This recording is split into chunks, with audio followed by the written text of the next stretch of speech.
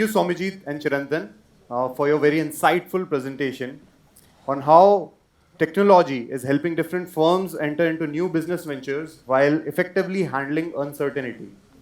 As we now move, before we now move towards the next phase of our conclave, we have our SPJMR Dean, Dr. Varun Nagraj, seated among us. He has 30 years of unparalleled leadership experience, and he's helping SPJMR embodying wise innovation values. So our next phase of our conclave is our panel discussion. It's my privilege to introduce our 5 esteemed panelists. I request them to join us on stage as I speak their name. Please welcome our first panelist, Mr. Manish Garg, founding member at ThowCentric. He's a supply chain expert with over 20 years of experience and has worked with Fortune 500 clients on large-scale transformation projects.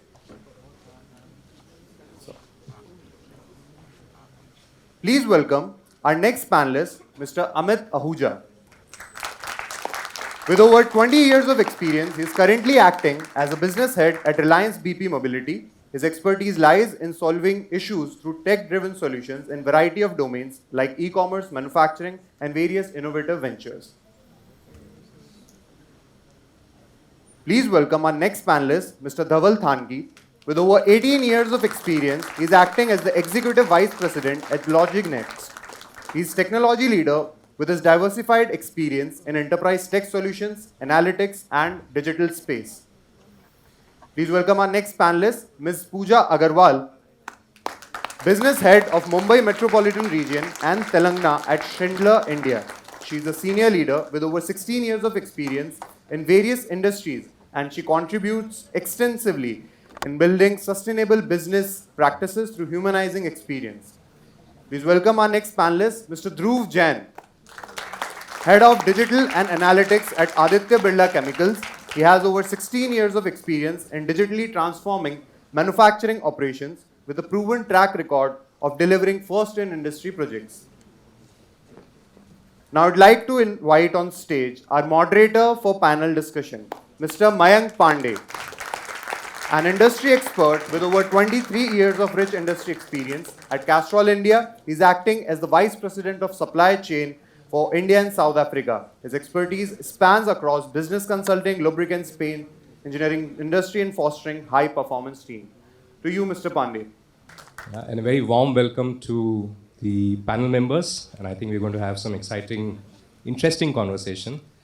Interestingly, two of the other gentlemen here are my ex-colleagues. So Harsh is both a senior as well as an ex-colleague from Asian Paints. And Pawar, by the way, is my ex-boss. So I can't tell you, I couldn't have asked for a better Friday than today. Yeah.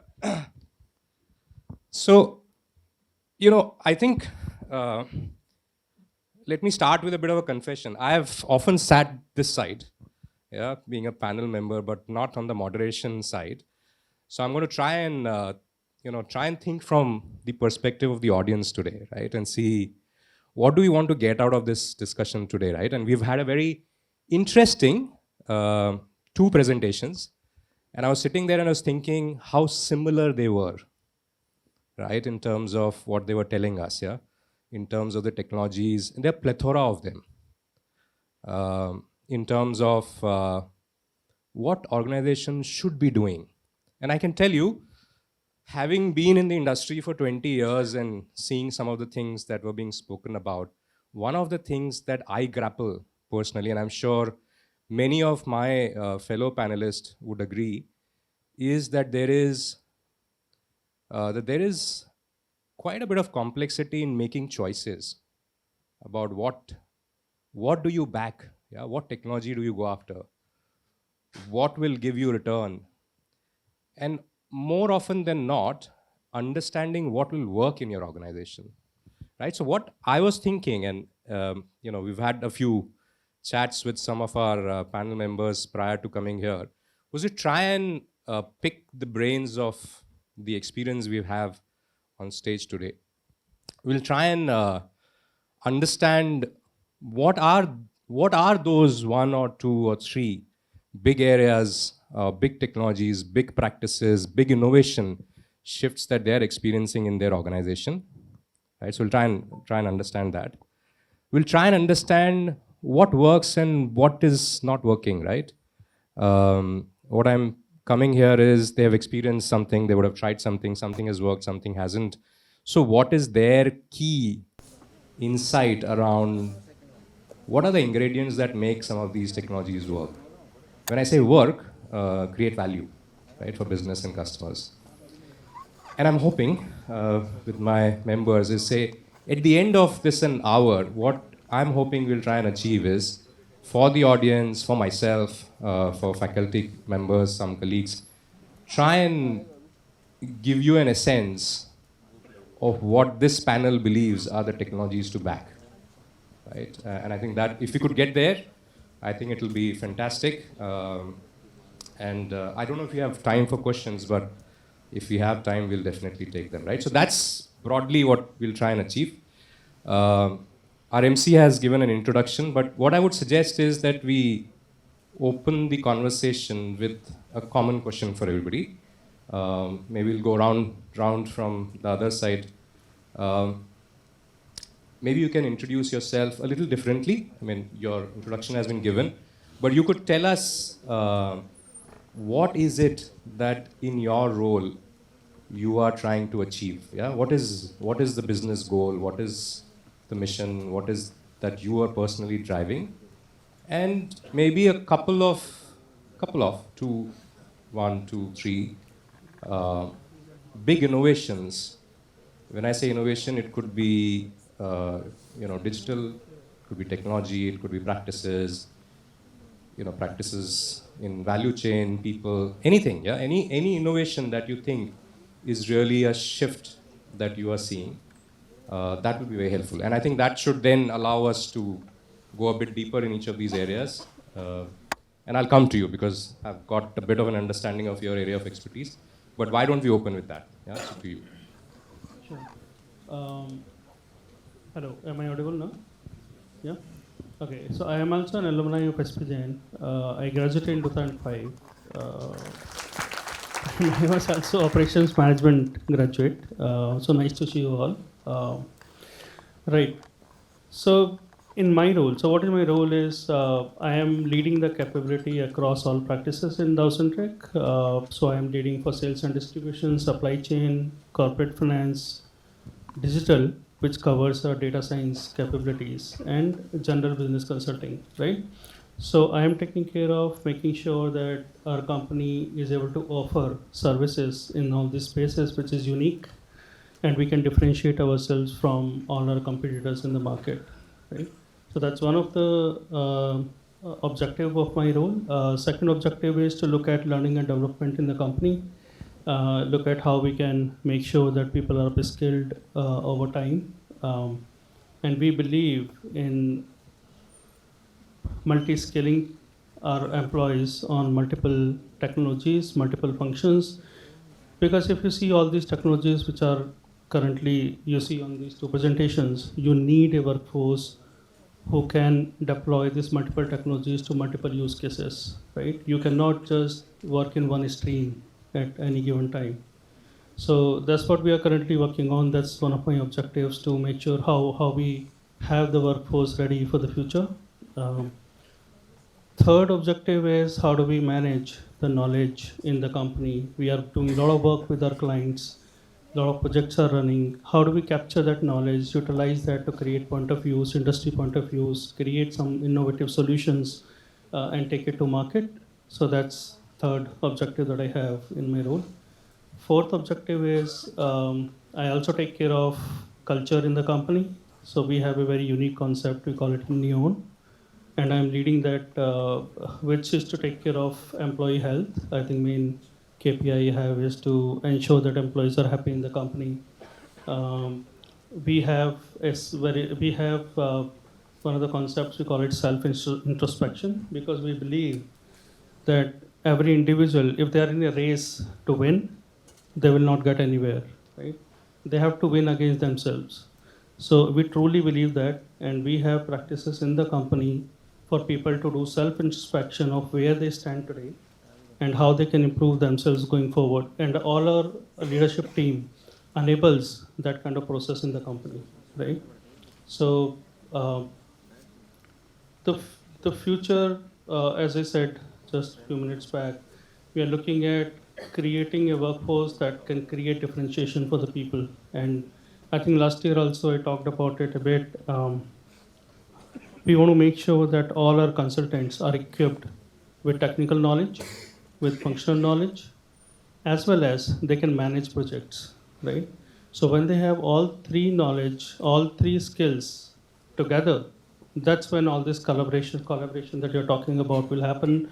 That's when they'll be able to deliver more value to the customers. Today, if you see the consulting industry, and I come from the consulting background, you see people who are functional, purely functional, don't really understand technology to that extent. You have technical guys um, who don't understand business so much, they only do coding part, and you have program managers. And there is so much lost in conversation between all the three in projects, which make many projects unsuccessful, right? So I think that's what we are looking at, and I am driving also the innovation in terms of looking at use cases and new technologies, and we'll talk about it as we go along. Thank you. Amit, brief introduction and some couple of big.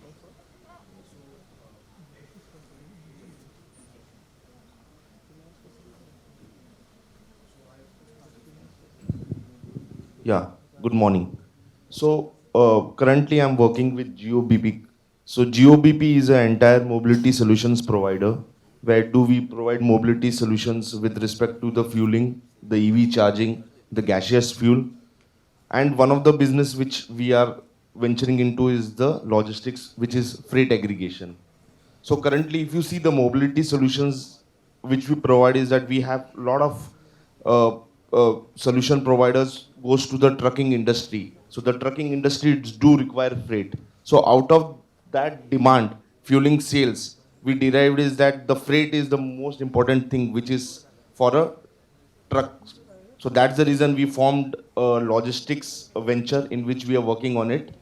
The most important thing with my business is that we are building a tech platform in which we are bringing all the major customers in the form of mid-sized transporters, the light-sized transporters, and also the consigners in such a ways that MSME industries, large-scale industries to our platform. And on the other way of the platform, we are bringing all the mid-size, small-size, and the large truckers, so that the technology here is acting a way in which the demand meets the supply. So this the technology platform which we have worked on it, which we are delivering on it. Secondly, if you see, the vision of this entire platform is to provide a one trucking solution for each and every trucker. So if a trucker requires fuel, he can come to my platform. He can fuel it. If he wants lubricants, he can come to my platform. If he wants freight, he can come to my platforms. If he wants tires, he wants batteries. If he wants insurance. So this entire one-stop solutions, which we call an super app, which we are building here at Reliance UBP. So I'm heading this business. I'm taking care. We have started a pilot last year, and we have completed 1 year of pilot. We have started this with mid-size and small-size transporters. Last 4 months, we have started with our own captive demand at Reliance itself. What we are currently doing is that this year we would be studying the entire captive demand, and by next year we would be going with the non-captive demand. Thank you, Amit. Think about, I'll come to you, but think about what are the tech that is going to be super critical for your business, right? So I'll come to you with that, but thank you. Dhaval. Okay. Thanks, Mayank, and thank you guys for having us all here. So I'll basically try to set the context from a macro level, and then I think we'll kind of go deeper into how each one of us can contribute our ideas to forwarding this conversation, right? So if you guys think about it, today we live in the data age, right? The amount of data that was generated since the beginning of time till 2004 is the amount of data that we're now generating every 48 hours. Google has published this information. This is public domain information, right? So we're living in a data age. Every industry today is a data industry. Every organization is a data organization, right?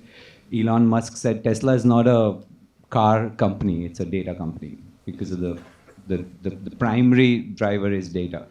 And that works for logistics as well, right? Today, every logistics ecosystem organization is driven by data, right? And as we all know, logistics is a very, very difficult industry. Supply chain is the hardest part of the entire business story.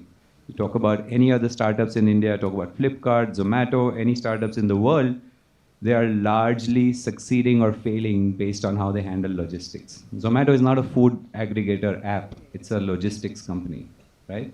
If you can't deliver food in 20 minutes, the business breaks. Anybody can build an app, anybody can build a website, but anybody can't run the supply chain, right? Because it's complex. And that's where our organization kind of is at a very interesting spot. And before I say what I do at Loginex or what Loginex does, I just want to double down on this idea that because logistics is complex, you need more sophisticated technologies, you need more ecosystem leverage to be able to make the sum become greater than the total of the parts. You've got cloud kitchens, you've got dark stores, you've got warehouses, you've got shippers, you've got carriers, you've got third-party carriers, you've got 4PRs, you've got warehousing solutions. There are quite a few elements of this entire ecosystem. And the whole story is about how do you connect the dots so that you're able to do two things. You're able to get cost optimization and you're able to deliver great customer experience. And both of these are opposing constraints. I'm sure you guys understand, right? If I try to solve for customer experience, I'll end up incurring cost.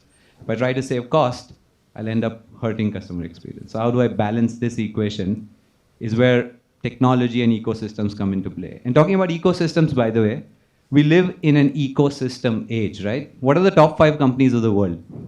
Google, Apple, Microsoft, Facebook, Amazon, usual suspects. You know what's common amongst these companies? These top 5 companies of the world, they need each other to exist. There would be no Facebook if there is no iPhone.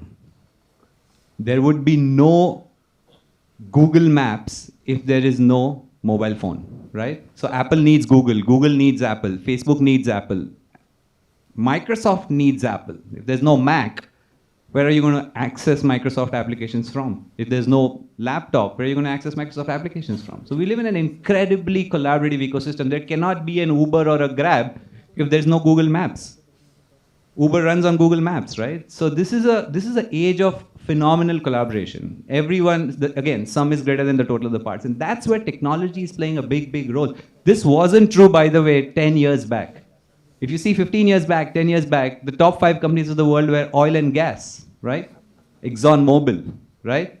PetroChina, Saudi Aramco. Saudi Aramco is still big, by the way, but these companies don't need each other to exist, right? There wasn't too much of ecosystem play back in the day, 15 years back. And it's not too much into the past, right? It's just about 10, 15 years. So that's the dramatic shift in the landscape that we're all witnessing, and which is where technology is beginning to drive everything that we do. And that sort of brings me to what we do at Loginex. At Loginex, we're basically a logistics automation platform. So we essentially help large businesses, enterprises across the globe in any industry, from food and beverages to retail to e-commerce to courier express parcel companies to postal companies. Some of the large postal companies in the world have been using our platform. Singapore Post, Saudi Post, Malta Post, Chile Express, 50 countries and counting. We're in 50 countries running complex logistics operations on our platform. And it takes a lot to really achieve that level of adoption for any tech startup today.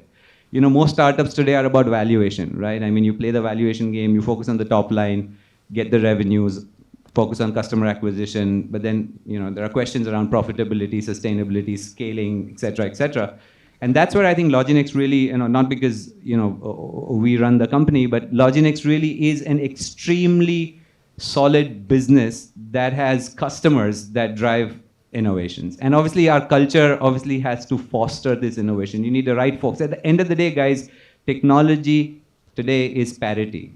Technology is accessible to anybody. There is no real competitive advantage that you have by owning any piece of technology. You can access technology as a startup with somebody who has a computer and a mobile phone and an internet connection, right?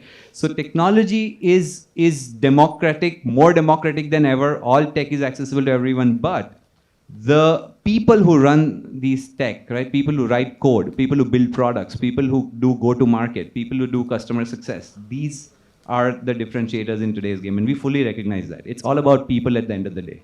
People make technology happen, right? So we respect that, we value that, and we foster a culture of innovation, high growth, motivated people. We strongly believe if we do not have a bunch of motivated people working for us who believe in the vision, who resonate with the whole innovative mindset that we want to create, we're not going to succeed the way we expect ourselves to succeed. So my role at Loginex as an executive VP, it's a global role. I look into multiple things, including the business side of it, customer acquisition, customer retention, customer success, contribute to product development, probably have my hands in almost everything that we do as an organization. So I get to do a lot of interesting things. We just recently took our entire organization, which is spread across 6 locations right now, about 250 people.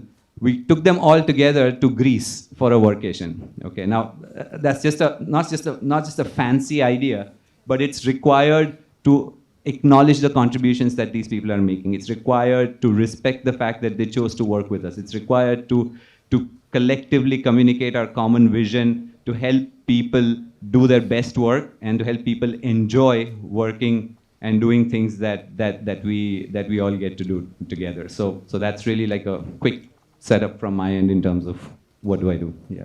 Thanks, Dhaval. Thanks. In your statement, there was a very interesting pitch for supply chain professionals. So really, we love that bit. But we'll come back to you. I want to pick your brains on the people part when we come to challenges. And I think your point around collaboration is interesting because I think a lot of problems today don't get solved by single companies. Yeah. So over to you, Pooja. Okay, good morning. So first of all, absolutely to be a pleasure here, right? I didn't know, honestly. I've been working with SPJ Jeremiah through Deepika for a couple of sessions. I mean, for the Women's Leadership Program, I've had a couple of sessions and also in the research. But absolutely amazed to see that the executive program has so wonderful people. So congratulations to the faculty and the dean, of course. Secondly, I think we should congratulate ourselves because we are living in this world. India is going to be hosting G20 next week, right? And this time, our honored Prime Minister, Honorable Prime Minister is the president. And he is going to be at the forefront of how India has done so well in technology and how it's going to be taking it to the world. Imagine the developed countries or the developed nations adopting what we have done in UPI or how Gati Shakti program or many of the smart cities, which I have been privy to, how the other developed nations are going to adopt. So I think we are really fortunate that we are witnessing this era. Our age, our generations are witnessing this era. So amazing work on that. Third thing, I think when Deepika spoke to me about this, I was wondering what will I do? Because I'm not a supply chain management professional. I'm not a core operations professional. I'm a general manager, management professional where I'm leading business. I'm today leading revenues of almost 800 crores with 700 people spread across my metropolitan region and Telangana. But my core role, which is there, and I think that will integrate when I heard Harsh and when I've heard my panelists here, today every business is striving definitely to deliver happiness, whether it's to its customers, to its employees, or to the organizations by creating shareholders' value. And that's what my core role. And I worked in different industries, including financial services, apparel, and this is my third industry, which is elevators. Everybody gets surprised, even I get surprised sometimes, but I think the core of the businesses remain the same. And I'm absolutely amazed at the way, how we are delivering happiness to our customers through complete integration of IoT.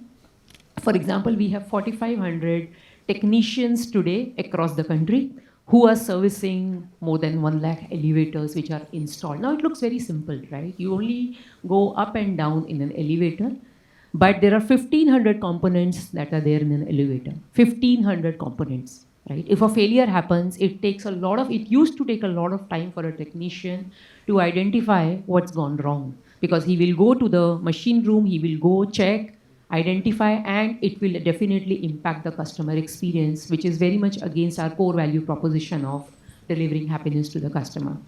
Today, sitting here on my mobile, each of my technician has something called, has an iPhone.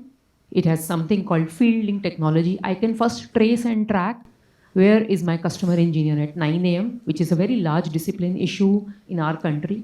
I can see I have the app which is there, which can help me understand the last person, where is he at this time. We of course don't do that because of course there is sanctity and integrity, but still if I want to do that, I can do that. Secondly, sitting in our technical operations center, where we are using now a huge amount of, IoT technology. There is a hardware which is installed in every elevator. We are also trying to integrate the old ones. We are sitting in my technical operations center. I can do entire mapping of, how they are running. And there are certain kind of symptoms. We have categorization of symptoms A, B, C, D, E, F. And today, sitting at the technical operations center, A, B, C, D kind of symptoms can be definitely run by the technology and reset. So the engineer doesn't need to go there. Imagine the impact it is creating on efficiency, because every year I am asked to make the organization leaner, right? That is, I think, the need for every business leader, that you have to make the organization leader. You have to double the profits but make the organization leaner. How does it happen? It's such a big conflict. And I think technology that ways, even I come from a very general management background, because I hadn't seen as much happening in financial services or apparel, because maybe I was on the other side of the business, especially in category management.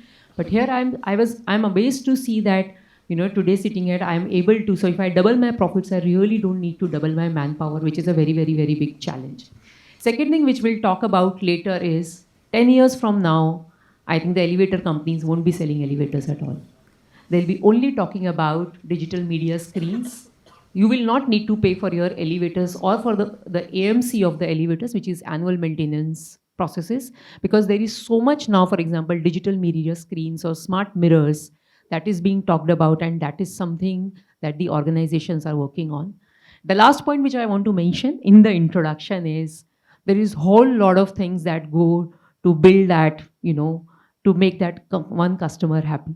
And to get that revenue, it's the most complex thing, right? But it's very interesting, and I think there is what I have been able to learn is, yes, technology helps. It is scary also for people, because especially for semi-skilled, we have our engineers who are mostly diploma. They don't adopt it because they are scared. They have anxiety about their jobs, which is very natural. But my role is to ensure that both technology and human intervention, or human intelligence, how does it go together? So that's the kind of role I play to ensure that the customer is happy, organization is happy, and ultimately, of course, most important element in the business, people, how do we ensure that they are happy and that every person is productive every day? Thank you. Thank you, Pooja. We'll come back to you on the customer bit. You said making that customer experience or customer happy. So I'll come back to you on that. Yeah. Thank you. Yes. Good morning, all. I am Dhruv. I am taking care of digital and analytics. I am part of 62 billion Aditya Birla Group. I specifically take care of Grasim Chemicals business. Now, interesting perspective from my peers. I think we have a newbie consulting firm, Loginext, and we have Pooja, which is into distributed assets. The landscape at Aditya Birla Group is entirely different. We are almost 76 years old, incorporated a company. We have diversified businesses, 27 businesses to be precise. I'll not talk about all those. I'll talk about the core manufacturing businesses and how technology is important and a driving force. In the earlier times, maybe 5 to 6 years back, most of our businesses were commodity-centric businesses. We are capex intensive and one of the largest market share holders in every stream of a business. Down the line, as the volume of data are increasing, customers and buyers are getting much more flexibility. The trends are now changing towards experience-centric business. and that is where the overall change in the business strategy is also happening. Previously, technology, digital function, IT function, all these were seen as supporting overhead functions in contrast to finance, accounts, HR, these things. Nowadays, the change has happened that the business strategy and the technology strategy goes hand in hand. Today we are at a cusp, and I personally have seen occasions where the technology team gets a seat in the boardroom, and what should be the next business strategy and what could be the enabling factors, those are being discussed with the technology team. Now, how these things has happened and how it takes effect on the flow. Apart from the basic core operations where the technology is required, like basic tools like collaboration, security, ERPs, CRMs, these were not seen from the perspective that how we can leverage and make a differentiation, and more towards the angle of sustainability. When I say the word sustainability, it not only pertains to the regulatory environment compliance, but the key question, will we do business after 10 years or not? Are we going to get obsolete or not? Now, to do that, we have to be competitive, we have to be cost conscious, and we have to be the first one who services the best to our customers. My work specifically deals with giving tools, technology, and the thought leadership and the implementation roadmap to my businesses, that considering the business landscape and the dynamics, what are the key things which should be thought of and how those should be implemented. Now, that's the easy part. The tough part is, how do you make a change? Because there's an effect of a legacy, and it cascades from all facets and each and every stakeholder of our business. Driving down change is the most tough part. Uh, you might be thinking, since the disclosure from the morning, that considering and implementing a technology is the foremost and the important thing. But driving the change and making that into effect and having the people onboarded to new ways, to the more competitive ways of working, that's a tough deal. Now we are considering technology into that space also. We have learned a hard way back, and I personally have seen how people have changed to use emails, how people have changed to use Google Maps, how people have changed to use WhatsApp. Typically, there was no standard operating procedures or training manuals or workshops given. These technologies were built intuitive by a design. So that's a challenge, and those are the areas which I work and head on and deal with, and that's my contribution to my organization. Thank you. As you can see, it's quite a divergent panel in terms of their experiences. My job now is to try and see how we converge this.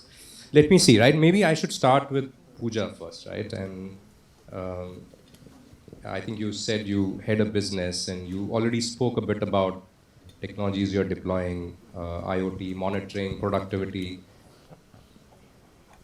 Maybe from a competition lens, tell us what are those tech investments that as a P&L head you are backing up because you believe that it gives you an advantage in the market, yeah? So you can kind of share some thoughts on what are those tech, I'm sure your tech leads will come in. So what are those areas where you're actually saying, I'm going to go big on this? Okay, so um, one is that we are already ahead of the competition when I talked about the IoT technology. What we are betting on now is something called digital twin, which is still in a very nascent stage. I think by 2025 is something that we will be able to completely roll it out, where our centers will have a complete replica of every elevator that is running in the market. When we talked about, one is also about the traffic analysis, that we are able to do much ahead of the competition. Because today, if you see in any building, in fact, we did an analysis last year of one of the buildings where we were facing continuous challenge of breakdowns and uptime of the customer was getting reduced, and there were a lot of escalation and customer was not happy. We saw that when we had actually done the study at the time of launch of the elevators, or when the building was about to be built, the traffic analysis said it will be around 900 people who will be using the elevator. The elevator will make around 900 trips. When we studied and actually studied the data, the number of trips that the elevator is making today is 2,700. So it's operating 3 times, and that is thanks to e-commerce.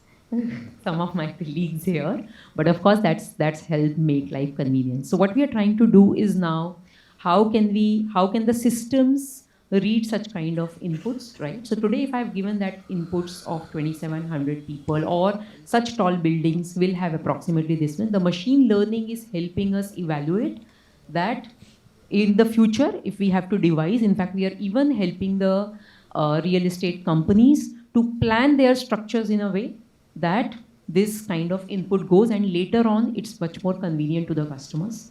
The second element is more from employee point of view, right? It is extremely important that technology is also embedded when employee needs, for effective experience of the employee. So, I mean, it's a very different topic though here, but I think technology is getting integrated in the way today I can see at the click of the button. In fact, we are running Career Fridays, and when I go back, I'm going to meet 3 of my top talent. And at the click of a button, I'm able to see their entire data in terms of what education they have, what is their performance in the organization, what are their aspirations is already built in, because most of them will come and have a discussion about their careers. What are the competencies that they have? What are the various learning modules that they have gone through? So how do we leverage these, and also how do we keep building on in line with future is also extremely important, because we can't think only from customer point of view, but also for me, my role is extremely important at how is employee productivity enabled through technology. So today when I go, I'm able to see all that data that he needs, and also through IoT or through digital tin, his life is getting simpler, because imagine when he is doing his preventive maintenance, right? And we have an interruption from the next door customer that there is a breakdown. His entire timelines get affected. He has to stop the work, attend a man trap or a breakdown. It's become so convenient for him also, and his productivity has definitely gone up. So I think technology is integrated not only for the customer point of view, but we are trying to do how do we do it from our employee point of view also. Third thing is also from customer point of view today, everybody is facing a challenge, especially post COVID. Customers have a lot of information, so they want, which I talked about, digital screen, which now we are not selling. We have stopped talking about selling AMCs to the customers. We are talking about that we will put these digital screens. FMCG organizations today are definitely looking for places, because I think the older ways of advertising is changing. These are the newer ways of advertising which is emerging. So digital media screens wherein you can have complete information about your society's, whatever notices or some information is given, they're accepting it in a very big way. So I think that information is available. The fourth and the last important element which I will like to add, it has helped us a lot in safety. All these technology interventions have helped us a lot in safety, because a sudden jerk is felt if a symptom A, suppose, leads to a breakdown, and that has helped us reduce in terms of sudden shocks to the customers, because technology is integrated in that way. So I think IoT has been a big one. We are continuously doing investment to see how can we make it big. Honestly, the decision is not from my desk, I will say, but we are providing the inputs what the customer needs, and then we sit with the R&D team every quarter that these are the elements on quality, and that is why my role is different from the panels here, because I bring the consumer insights on the table, and then we all discuss what is it that we can offer to the customer, so that that element of customer happiness is maintained. Thank you. Thank you. Very interesting and I think very pertinent, starting from customer. So let me just kind of move to Manish. Manish, as he shared, works for a consulting organization. So he has a bit of a vantage point across multiple businesses, Manish. So keen to hear, very briefly if you can, we are running a bit late. Yeah, so I'm keen if you can please share your perspective around what are those areas where you're seeing supply chains are demanding interventions, and you are helping your customers with specific innovation around tech or practice. Yeah, I think that couple of things that come to your mind. Yeah. Yeah. So I'll talk about some of the use cases we are working on with multiple clients right now. So one of the very unique thing is in manufacturing space, it's called predictive quality, right? So what it does is it is able to predict any failure in your product quality before actually it happens, right? So that uses AI/ML as the concept and understands all the variables that are playing around for the quality of the product. So predictive quality is one that we have worked with multiple clients. Second one is on commodity price forecasting. Like for Aditya Birla, you said you work in commodity space. So we work on commodity price forecasting, which helps clients to reduce their raw material costing because they can predict how their price is going to move in the market going forward, and they can take their buy decisions accordingly, right? Uh, Third is more on the demand sensing side. We are seeing a lot of AI/ML.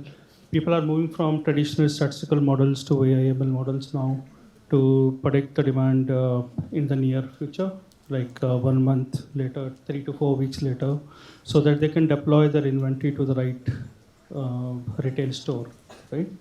So that's another one we have been working on. Another one very key is on the pricing side. So there is a lot of a lot of competitors' data that is available now.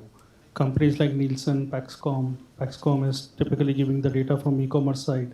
So you can see what the competitors' price is, what their promotions are, what is how much sales they are having in which week. Accordingly, you can take your decisions on what pricing do you want to keep. And therefore, if you see in Amazon, Flipkart, you see dynamic pricing, right? So we are helping clients with dynamic pricing by looking at consumer behaviors in the competitor data. I think these are some of the ones, to be quite brief. Thank you. Well, I think you mentioned about collaboration, and I was sitting here and thinking competitive pricing. I can tell you in conventional business, you can't go and find that. It's against the competition law. So, in the world of e-commerce, it's all visible, right? It's available, you crawl it, you get it, and you build different operating models. So, interesting. I want to pick the manufacturing bit with Dhruv, right? And Dhruv is part of a very large manufacturing organization. For selfish reasons as well, I have large manufacturing setup. I think one of the areas, Dhruv, that I want you to touch upon is, we've heard about IoT implementation. Some organizations also doing digital twins. What is your view on ROI? Yeah? Do you get returns on such investments? And what are the other challenges that prevent value creation? Yeah, let's put it this way. Especially talking about manufacturing operations, we have a lot of investments done and they are bearing fruits. Speaking about ROI, I have seen at least 4 to 5 cycles of this large scale project implementation and then deliberating. The thing is that once your benefits are reaped, once the systems are implemented, your baseline really moves out. And then you have last year's baseline and this year's digital intervention baselines, and those are very skewed. Personally, from the way and the responsibilities I shoulder, ROI is something which management leader sees for himself over a course of time. There are means and methods to put numbers to it, and we do go by those things. But the real value is when our management feels, and that gets reflected into the culture, into the sustainability, into the cost of production, that it has made a change. Um, our strategy of making our businesses sustainable and future ready is that we should be in a position to anticipate the future, manipulate the future, control it, and make it happen. Speaking of one example of manufacturing operations, we have high-tech control systems, IoT sensors, and whole ecosystems. We get early a warning from the system itself, which keeps on analyzing data at a very high scale scan rate that things are going sour, be it quality of spec or be it a specific consumption increase, and something needs to be done. That was 3 years back. We implemented algorithms that how skewed it would be, and what are the means and mechanisms to autonomously control it. So that we have been doing in last 2 years, so that if there is a possible a deviation, autonomous system automatically kicks in to take some control actions. I spoke about change management 3 years back when we did the first phase of visibility that things are going sour and something needs to be done to take a control action to back into control. The change management was extensive. It was very hard for people to work and respond at that pace of speed. See, digital systems require a very prompt human intervention if there is a need. And sometimes our human capabilities or the way we manage our task and daily operations are just not geared for those things. So we have to eliminate the human dependency out of this cycle. And that is where the thought process and brave steps of putting in autonomous control, supervisory autonomous control was taken. So I think the mantra for us is problems will keep on coming and going. We have to keep an eye on the big picture that what we are going to do. So business sustainability is at the forefront, and that's very long arcing because it involves people upskilling, making our people's comfortable working at remote locations, our manufacturing productivity in order, our deliveries in time, as well as we are compliant to the daily tightening norms and regulations. So keeping a big picture eye on business sustainability and where the continuous interventions and value leaks are happening, keep on tightening them and make your business run smoothly throughout. Thank you. One of my colleagues in my company, I can tell you, pitching for an investment is one of the hardest things that many of us have to do. And I think I like your point around not forgetting that some of these investments are really just to sustain business, whether it's in the area of safety, whether it's about people. And more often than not, they become table stakes because your competition does it. Therefore, you have to do it. Otherwise, you won't even be able to defend your business. I think I've saved two gentlemen for the last. Both of them are in similar industries, and I thought it's a good idea to talk to them together. So let me start with Dhaval, right? And Dhaval has very wide experience. He's been a founder of a few companies, now leads a very new growing business, SaaS platforms, right? As you call yourself. So I'm actually quite keen if Dhaval can bring some proof points, and I'm sure you are. I mean, you're working with so many clients. With your platform, one or two, what is it that you've been able to craft or create for your customers that has enabled them to succeed and, of course, for you to grow your business, right? So what is that tech that you bring to the table? What's the brains behind the solution that actually has helped crack some of these difficult problems you've talked, right? And then we'll come to Amit, because I'm sure you have some common areas, yeah? Sure. So, yeah, I mean, there are multiple things that one can really talk about, but I'll just keep it more focused on the top 2 or 3 big problems that we solve through software, right? Because, as you said, SaaS, there is this massive evolution of SaaS that we see around us. People say SaaS is eating the world. Cloud is everywhere. You look at, again, I'll draw from the major big businesses that shape our world today, right? Because we keep talking about Microsoft, Google, Apple, Amazon, Facebook, because these companies actually influence everything else that's happening in the world today. There are the three largest cloud platforms in the world. That's Microsoft Azure, Google Cloud, and AWS, which is Amazon Cloud, right? Just three, nobody else, right? It's like Boeing and Airbus, just two of them making planes. It's these three guys making cloud infrastructure accessible as a service. And these three businesses are cash cow businesses for all three companies, right? Amazon's e-commerce business is actually losing money, but Amazon continues to stay afloat because the cloud business is the cash cow.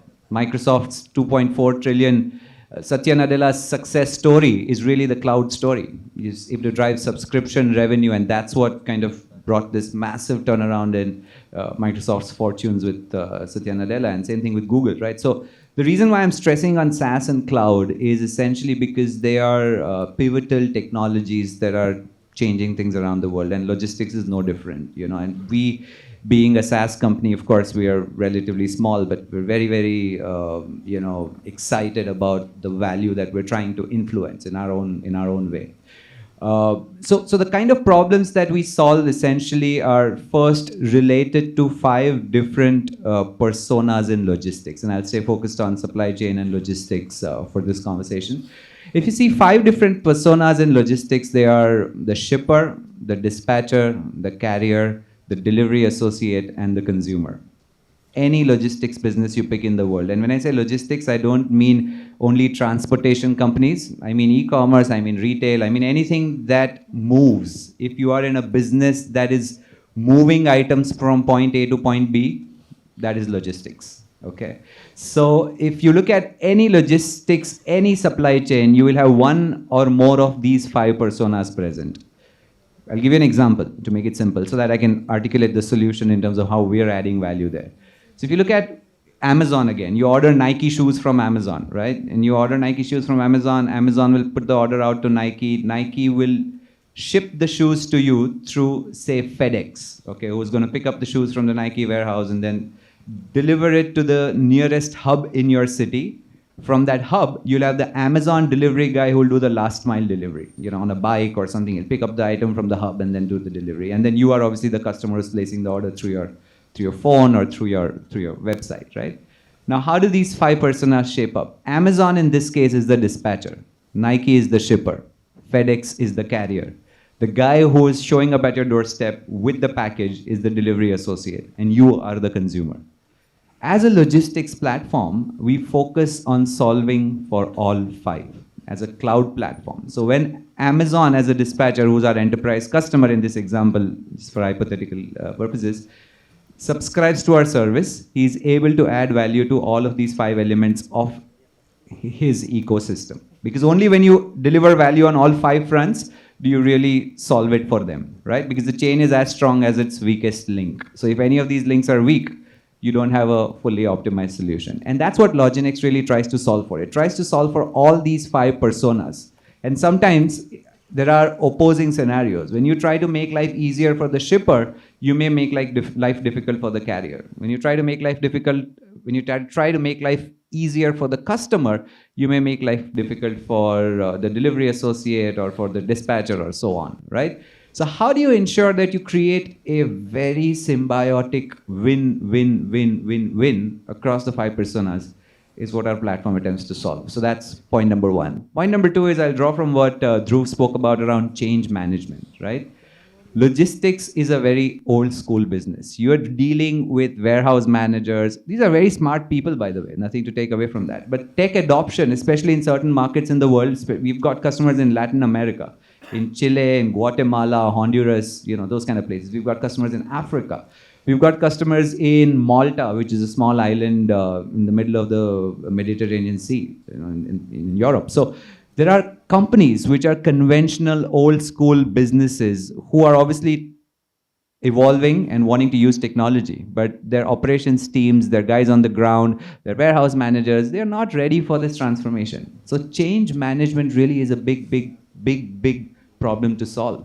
how can your platform make life easier for a dispatcher who's sitting in the warehouse, planning his orders, assigning orders to a trip, scheduling truck pickups, scheduling deliveries, etc. And the beauty of the whole story is when an organization comes on board, a platform like Loginext, all the stakeholders are involved, right from the CEO who's making the decision to invest money in a digitization activity in automating their logistics operations, down to the delivery associate who's basically got our app on his phone. So today, if you order something, the guy comes at your doorstep, he takes your confirmation through an e-signature on the app, right?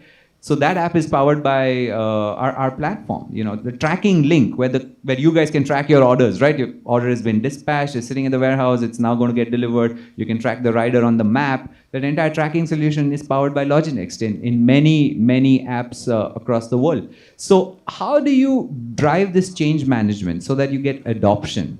Because the CEO would have signed off the deal and said, hey, let's do digital transformation. Let's invest in a very interesting logistics automation platform, but it's the entire organization structure that's going to be using it, all these different personas that have to buy into it, that have to start using it, that have to start implementing it.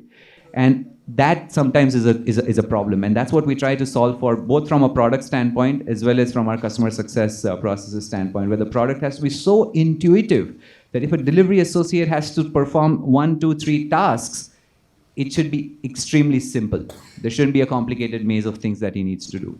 So that's the continuous improvement journey that we are on, where we want to make life easier for all the personas and solve for change management by baking it into the product so that it's easier for them, and it should make their life fun, right? As a dispatcher, as a delivery associate, as a carrier, I should enjoy doing what I do. With adoption of technology, my day-to-day job should become more fun. My day-to-day job should become more exciting. It shouldn't be one more thing that I have to now adhere to. It shouldn't become a compliance problem that, hey, you use this technology, otherwise there is no other way of working. No. You have to find a way to get that buy-in in a very harmonious manner where they enjoy using technology because it makes their life easier, it makes their job easier. And only when all of these stakeholders enjoy using your technology will you be able to create the net impact that you're trying to create in terms of solving for cost and solving for customer experience that I spoke about earlier. So these are two important problems that we try to solve through technology: change management and adoption, and of course, addressing the needs of all these personas so that we have a win-win-win-win kind of a situation across the value chain. Yeah. Thank you. If I can ask a question, you can tell me you don't want to answer it. How much money do you make? What's your profitability of the business? We're not a publicly traded company, so I'm at the luxury of not disclosing that. But we're doing good, to give you a short answer. Okay. No, thank you very much. So I'll come to Amit, and maybe I should do a shameless plug-in here, given Dhaval's opening context. Yeah. So Amit represents a company called BPGO, which basically is a mobility company. A parent company of mine is also BP. Interesting, BP is an oil and gas company, as Dhaval mentioned. And we have Amit here, who's going to talk us about a technology platform that they're building. Oil and gas companies, two oil and gas companies working together to build a technology platform solving a logistics problem. Amit, so tell us a bit about what is the tech behind, what's the tech? What is it that's key for you to build your freight as a service platform? Yeah. So you see the trucking industry is an unorganized and a fragmented industry. It's a $180 billion industry, and if you see 75% to 80%, it is unorganized, fragmented. There are around 5 million trucks which are plying on the streets right now. The industry is such a fragmented that you will not find the same rates. Example, if you want to ply a truck, if you have a load of truck from Mumbai to Calcutta, the rates would not be the same per day. These rates are governed by brokers in the market. And it is depending upon the demand-supply inventories. We at GOBP are building a freight rate index. So example, in Mumbai, we receive 10,000 trucks from Delhi. And the trucks which want to go to Delhi or other parts of India, the broker decides the rates based on that thing. So what is happening is that daily rate fluctuations are there. So what we are doing is that we have taken 3 years of data. We have taken data of our own captive demand. We have started taking demand of the suppliers. We have started taking the rates from the mandis, which we call where the broker sits and they govern. We are collating this data, and then through artificial intelligence and machine learning, we are collating the data. And we are collating the data in such a way is that based on the seasonalities, based on the load, and based on the demand and forecasting, we are getting a freight rates. So currently we are building this model. And if you see the model which we have built is that we are getting the rates in a range of right now 2 to 8%, but still more and more data is getting collating. So this freight rate index, if we built it, it would really solve the problem of the brokers, because now if you see in the month end, the rate shoots up by 25 to 30%, which is not right. So what is that? Here the brokers are earning the money, the transporters and the truckers are not making money. So this is the thing which we want to break, is that we have to bring a freight rate. It is similar to our you can say stock exchange itself, where we govern the rates. So it brings transparency, and transparency is missing in the, you can say, logistics industry right now. Second thing is important is the track and trace. Now, if you see, 65% of our trucks do not have telematics device right now. So, if you see in a full truck load, if there are major of the customers do not know where their truck is flying right now. So, with telematics devices, SIM-based tracking has been started. Even through apps, through GPS, we have started tracking. So, this system we are building in it, in which if you are a customer, you will know where your truck is there live, from point A to point B. If the truck has stopped for 5 minutes also, there are inbuilt systems we have built in which could give you that the truck has stopped for 5 minutes. If the truck is fueling also, you will get to know the truck is fueling at a station. If the driver wants to take a longer halt also, the track and trace device itself tells you.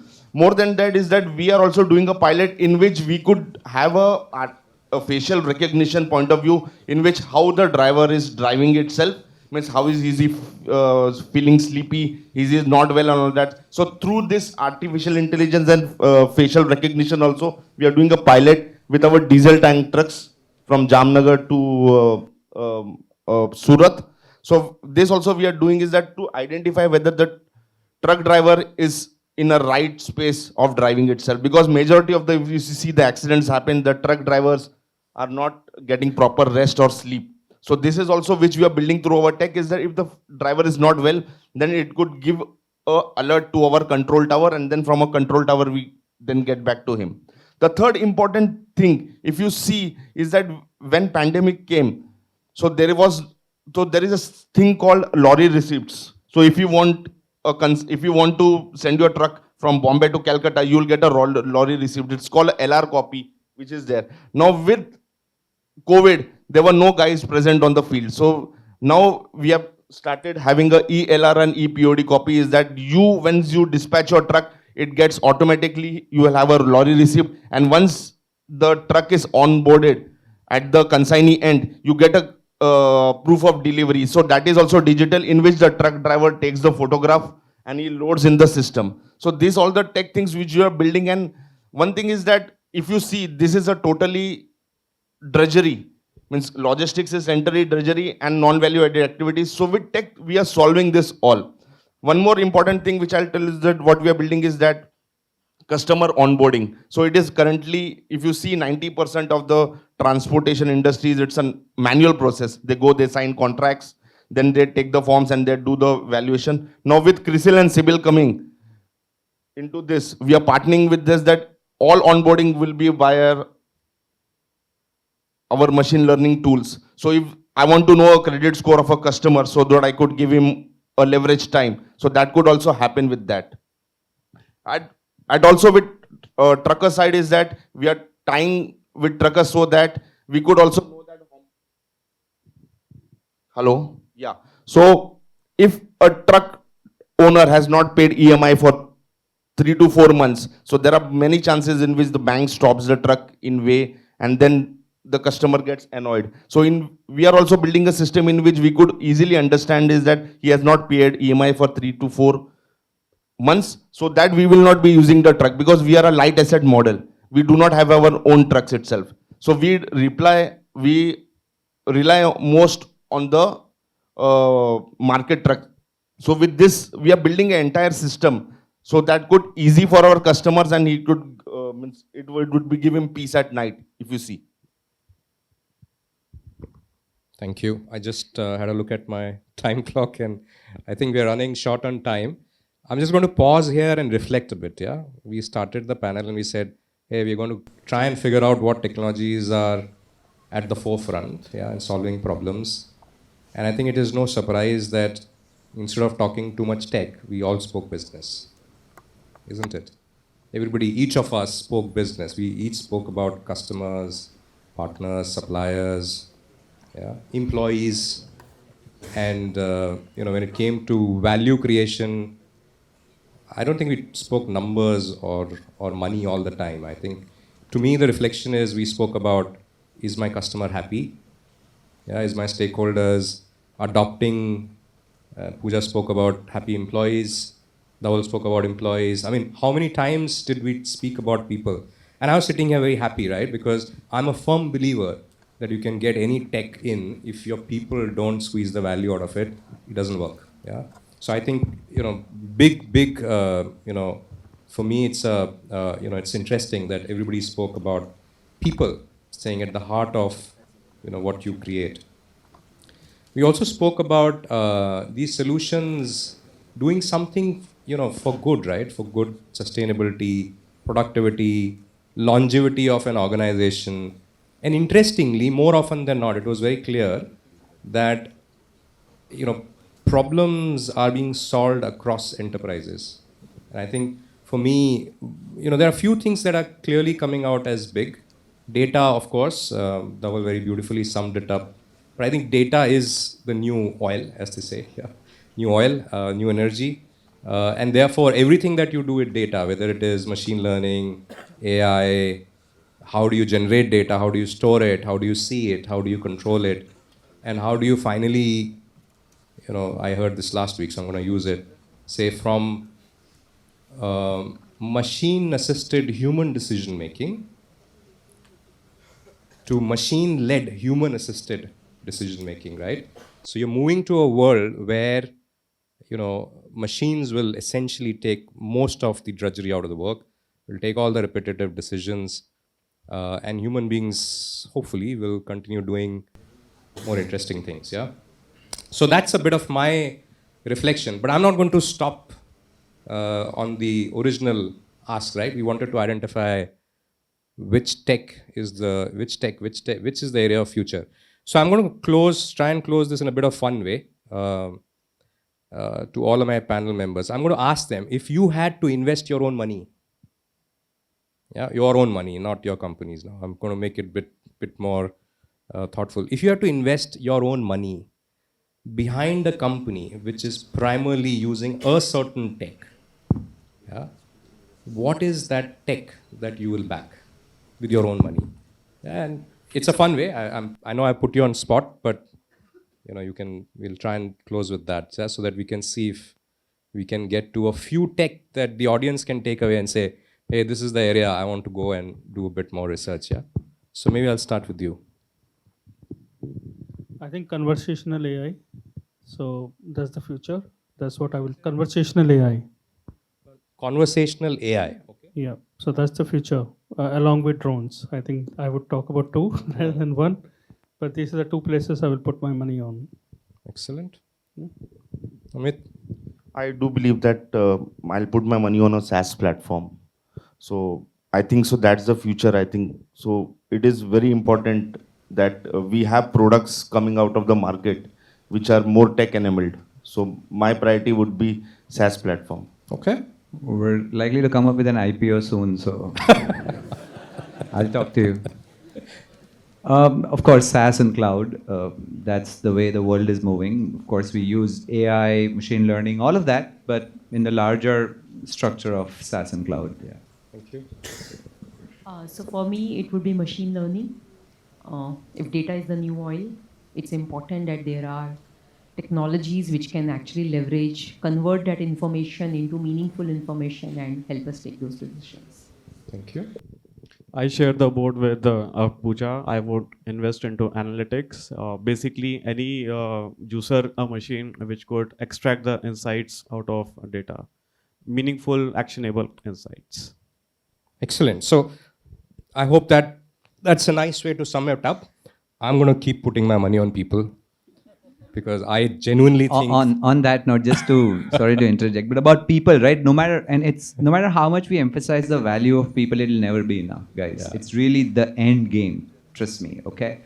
And if I may, in my own humble way, just rephrase Darwin's hugely popular statement, right? It's not the species that survives in the long run is not the one that's the strongest or the most intelligent. It is the one that is the most adapt to change, right? Cockroaches have survived evolutionary cycles. They're not the strongest, they're not the smartest, right? They may be the smartest, but we've probably not figured that out yet. But anyway, so the point is, if you rephrase it in today's world, the organizations that will succeed in the long run are not the ones that have the best technology or the best processes or the most money. It's going to be the ones that have the most motivated people working for them. That's what it is. So just wanted to do that Thank little you. thing. I can't better that, so we'll close on that note. Thank you very much. Thank you. Thanks, guys. Thank you.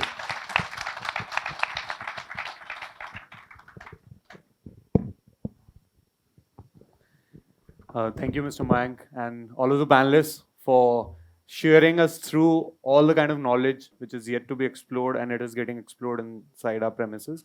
Do we have any questions for our panelists? Okay.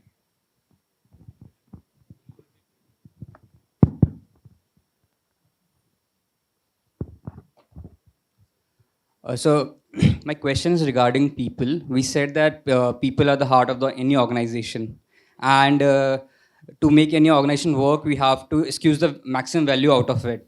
That requires certain amount of skills in the industry also, from the people side also. So my question is, what efforts are being made to make us as a next generation supply chain professionals?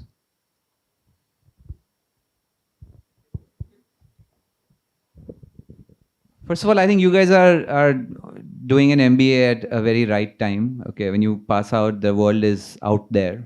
It's phenomenal. You can figure out what you want to do and you can go ahead doing it. Now, what are we doing as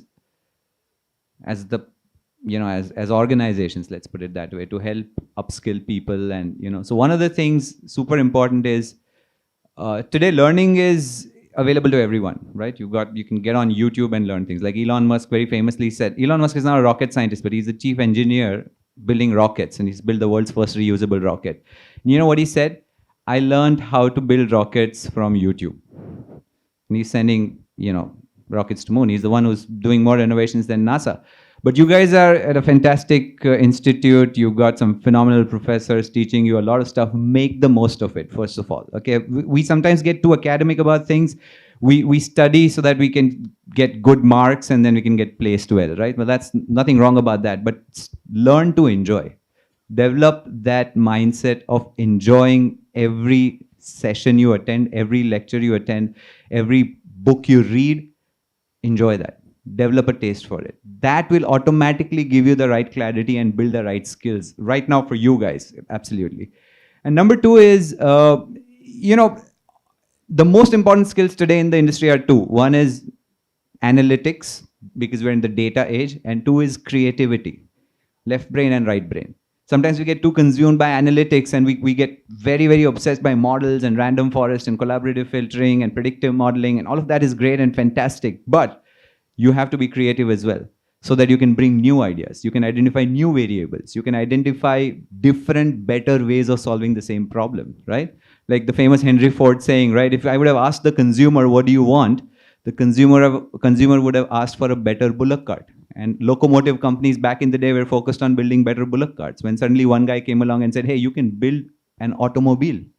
Right? Now, that's a radical example, but in our daily lives as well, if we can start getting creative about our jobs, about our work, and start thinking about new ideas, new ground that you can create, and also back it up with analytics and data, you can really make an impact in whatever your area of work is. So I think two necessary skills, analytics and And analytics, of course, is a larger gamut of things, including machine learning, modeling, visualization, dashboarding, etc. And then creativity, where you have problem solving, out of the box thinking. Those are the two things that you should work on getting better at through whatever courses or material that you have access to or can access. Yeah.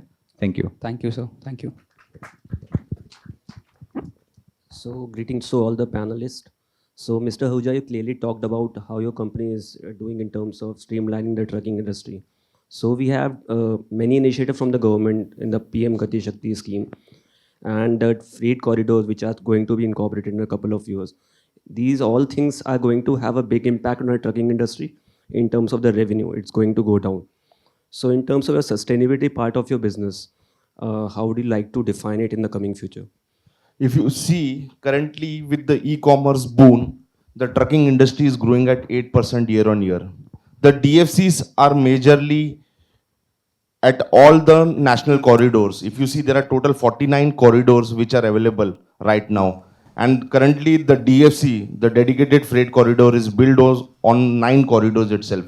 So with e-commerce, with our, you can say, GDP growing and manufacturing boost with the PLI schemes, there are more and more transportation has to happen. So with DFC and both trucking, it is going to go complement each other. So I think so that the primary transportation and secondary transportations are going to have a very good growth.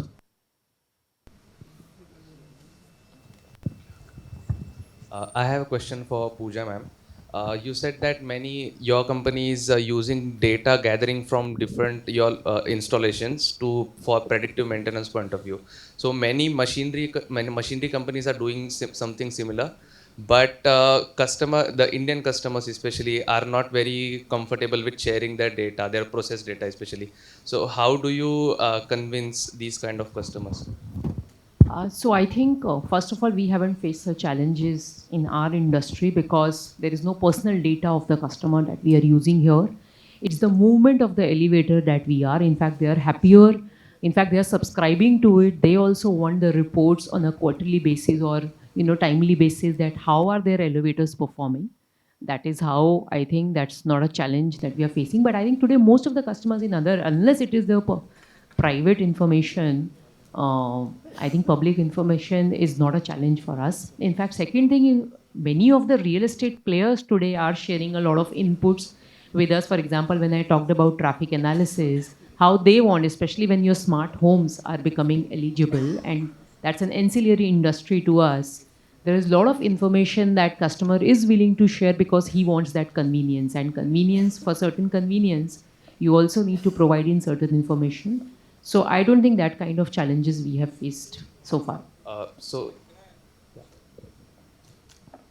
Can I add a point there? And I think very, very good question, right? And I don't have an answer, but I can give you two perspectives, right? We are a manufacturing company, and as you said, we have data that is important to us. And I can tell you that we have made a choice not to have an external service provider provide an IoT solution to us because part of the deal was they wanted data. We just said, right, data is oil, right? Data is a new currency.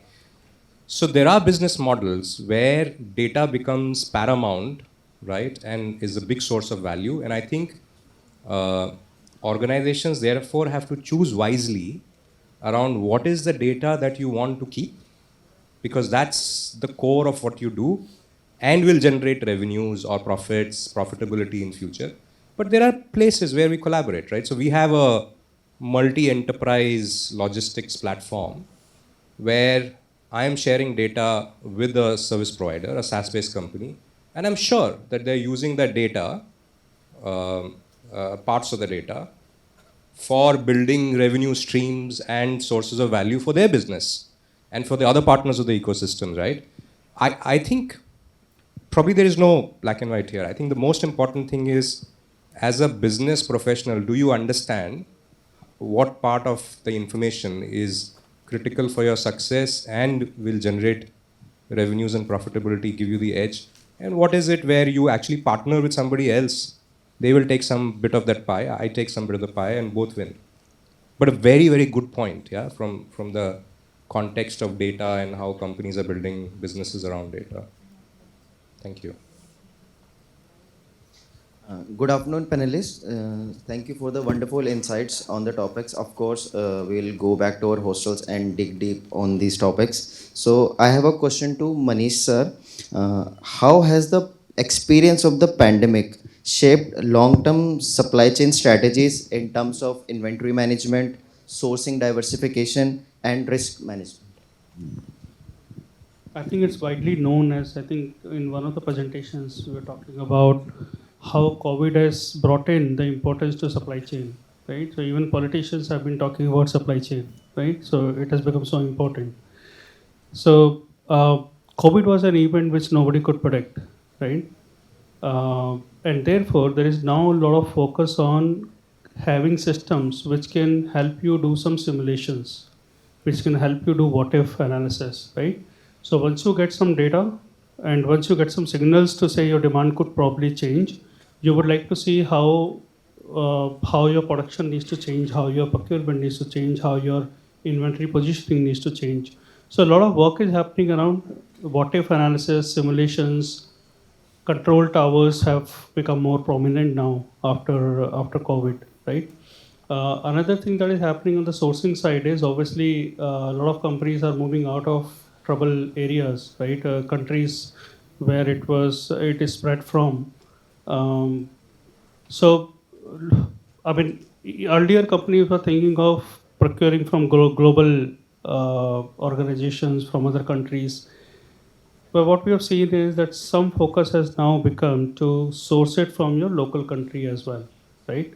So that you have an alternate option in case of disruption in the supply, because there is so much uncertainty happening in terms of not just COVID. After COVID, war came, right? The whole Europe got impacted because of that, and your prices, oil prices have drastically increased. Your logistics prices increased.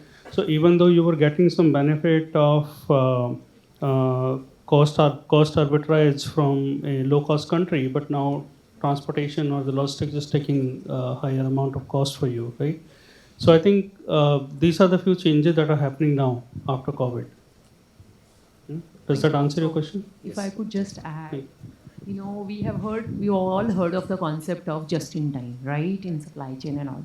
But I think a lot of organizations, like we now talk about just in case. From JIT to JIC, we talk about, and honestly, basis that, because for us, spare parts matter a lot. My customer uptime matters on the spare part. And we are, the cost of now maintaining spare parts. In fact, we are putting up inventory because as an organization, we are Swiss organization, still import our safety components from Europe. And last year we went through that disruption where we did not have safety components because of the JIT. But today we have moved to JIC and taken a business decision to, manage on inventory. It's better to have higher inventory. In certain cases, we have done that analysis and ensured that the essential services to the customer are not impacted. Yes, it's a tough business decision to take, but just in case is the new word that is being used in supply chain now. Thank you. Thank you all the participants and our panelists and moderator for generating curiosity within our audience. And thank you audience for asking questions to our panelists and creating a vibe of more effective panel discussion. I'll briefly touch upon the variety of topics which we have discussed over here. We have talked about collaboration and compliance, predictive quality, customer experience enrichment through digital twins, change management, and how technology platform is actually helping the unorganized sector such as truck industry to leverage its positioning. As our operations and supply chain conclave move towards its conclusion, gratitude abounds. I want to express my heartfelt gratitude to our keynote speaker, Mr. Harsh Kumar, to our moderator, Mr. Mayank Pandey, to all of our 5 panelists, to our PGPM program chairperson, Professor Nilendra, to all of the faculty members present over here. We greatly value your presence and contributions you have made to Samavesh. Big applause to the organizing team, core team, PGPM participants, and all the attendees for your collective efforts in making this conclave a resounding success. As we move towards the final phase of this conclave, I'd like to request Mr. Harsh Kumar to join us on stage for our memento distribution ceremony. for giving memento to our esteemed guests, I'd request Soumyajit to please come forward.